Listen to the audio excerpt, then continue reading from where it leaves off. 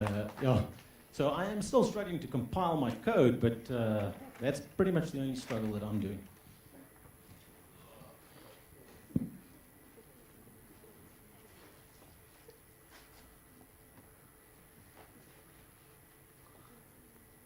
There we go. So yeah, as was mentioned, I'm from 8bit Platoon. My name is Greg, and I'm here to talk about a slightly difficult topic. It's called crime, and in South Africa, unfortunately, we have come to get used to crime way more than we actually should. I'm going to probably explain a scenario that most of you are quite familiar with, and that is that something personal of yours gets stolen. Let's say your laptop gets stolen. In my case, that's a pretty personal item. From my car, going home from work and actually stopping in shops, and then your laptop is stolen. In the greater scheme of things, of course, a laptop, it's not a big deal, but to you personally, it's actually a pretty big deal. In Arthur Dent's words, for example, it's a big biggie. So on that laptop, you have your photos from your son's birthday last week. You also have the draft version of the proposal you worked on last night. All of that stuff is gone, never to return again. This is, of course, not the time where you're really in the mood for government bureaucracy, and not the time that you want to stand in queues at the police station waiting to register a case.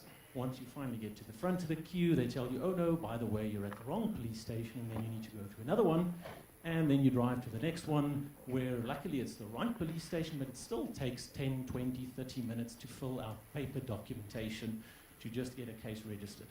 So my purpose is to solve that problem. It's not rocket science, it's a pretty simple problem to solve, and I'm going to solve it using open source technologies, and that's what I'm going to show you just now. All right, so instead of going to the police station and, just open up here,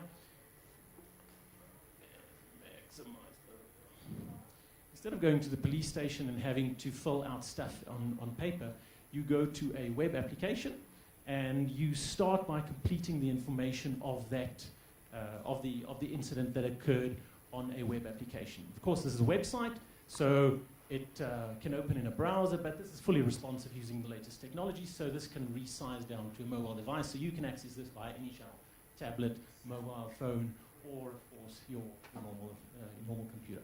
What you are filling in on this form is a couple of basic things. Now, for the demo purposes, I've made it quite short, and I've pre-populated most of the data. I'm just going to add one little extra field here in the description, just to make it clear to us.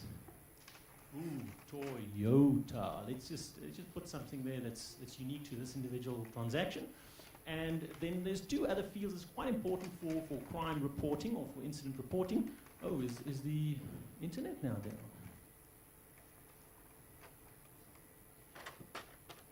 So I am on this TADHack network. Sorry, there's supposed to be a Google Maps that's supposed to pop up here, which is now not popping up. Quite problematic.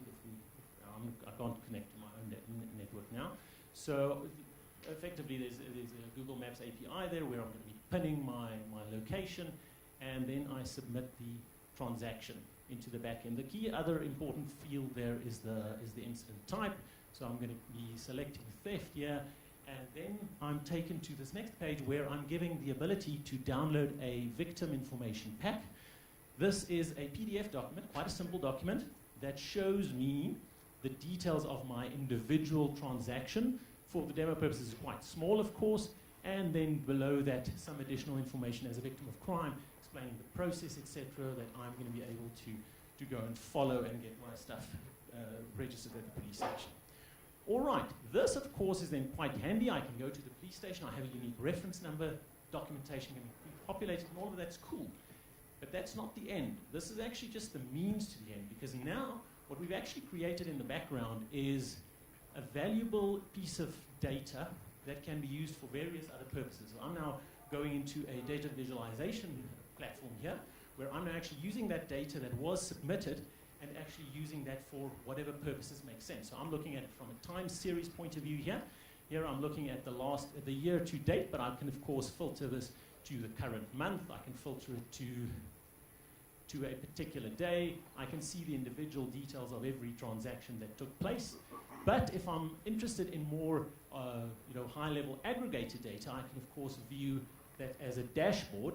And here I'm just showing some data about the total number of crimes in the current month, plus a pie chart with the classification of that information. And then here I'm showing a heat map that allows me to show where these transactions or where these incidents took place. And this, of course, is just the start.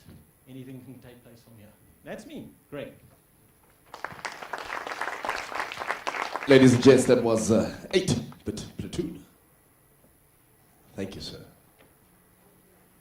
Fellow judges, any questions? Happiness? Happiness is a four-letter word.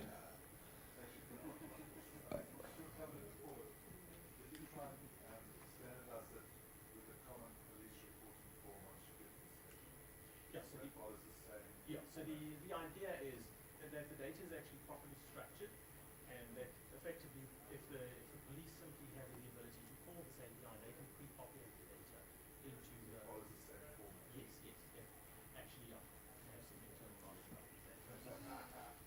Thank you, Mr. 8-bit. One more time, ladies and gentlemen, for 8-bit platoon.